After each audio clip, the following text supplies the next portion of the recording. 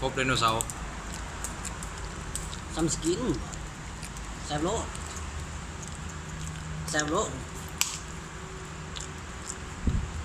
พบไดโนเสาร์แซบโลมันใหม่รีรอก่อนจะปิดมาเด้อพยายามเด้อ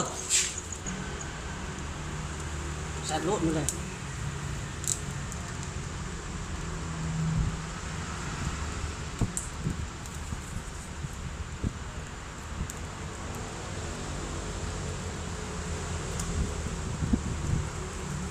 โอ้ยมันเสียกละห้ำมันเสียกละ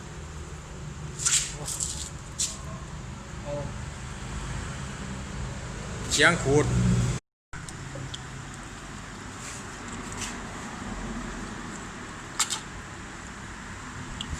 ทำอะไร